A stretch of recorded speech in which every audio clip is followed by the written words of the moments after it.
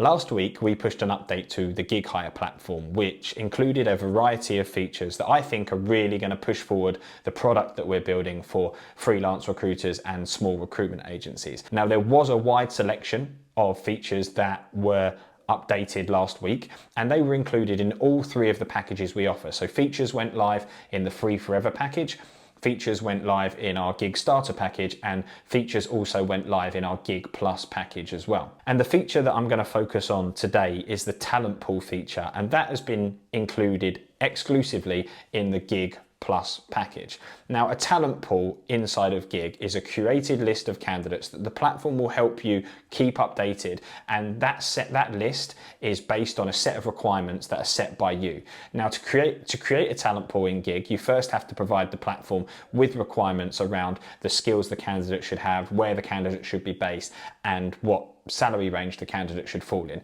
And once you've set those, the platform will then go and search your database and automatically pull a list of candidates for you that match the requirements that you've set. Initially, this will give you a good insight into how many candidates you have in your database that are a match for that search that you've just run. But furthermore, what the platform will do is the platform will automatically keep that list updated for you. So when you parse a CV into the platform, the system's going to scan the CV, it's going to look for the skills, the salary, the location, etc. And if it finds a match for one of your talent pools, it will take that candidate and automatically add them into that talent pool for you. So once you've set up and built that talent pool list, you don't need to keep on top of it and manage it. Giig will automatically add new candidates to it, and you can come back at any time. You can then move candidates and shortlist them for specific roles. You can start to push them down your ATS or interview pipelines. And like I say, the system will keep on top of all of that for you by automatically just adding those candidates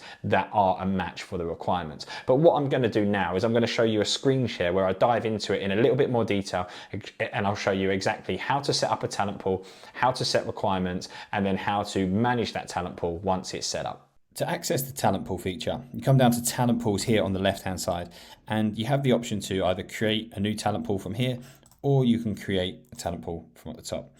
And when you open up a talent pool, it asks you for a name. So I'll say .NET candidates.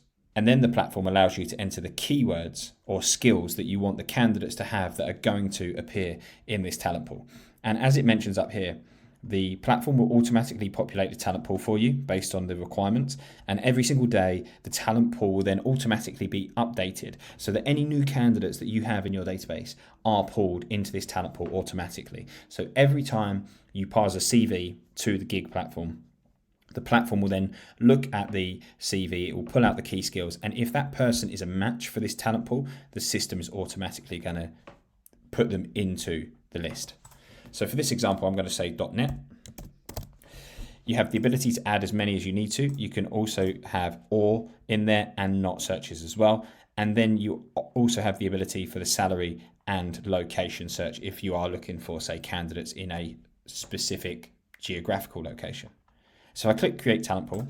The system has now pulled me a list of all of the candidates that are in the platform that have the .NET skill. And it actually comes up here, tells you that the keyword that this talent pool is looking for is .NET, that when it was last updated, it shows you a little bit of stats of how many candidates in the talent pool and the top other skills that are available with these candidates. And you can actually click and filter so you can see the ones that you want to take a look at. Once you have candidates in your talent pool, you are able to automatically send a bulk email to the candidates. So this is really handy if, say, you've got a new .NET job and you want to message everybody in this talent pool about that job. You can, as I say, highlight them all, click send bulk email, add the subject, add any email merges that you want to, and the message you want to send, and you can then email all of those candidates in one go straight from the talent pool.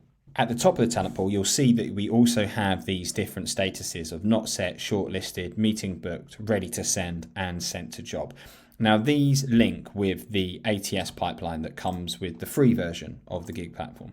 So in the ATS pipeline, you have these different statuses where you can drag the candidates down the pipeline as you're moving them along your process until you're ready to send them to a job, where you can then select the job that you want to send them to, and that will then move them to the interview pipeline. But to jump back to the .NET candidates talent pool, you can quickly see here how many candidates you've either shortlisted, got a meeting booked, ready to send, or sent to a job. So if I want to see how many .NET candidates that have already been sent to jobs, this is obviously the same candidate by the looks of things, but that candidate has already been sent. If I want to filter by ready to send, meeting booked, or shortlisted, I can do that as well. And the statuses are editable in the cards. So if I look at the shortlisted Ryan Builder candidate, open the candidate card, come down to the status, and I change that to ready to send. I'll click save on that.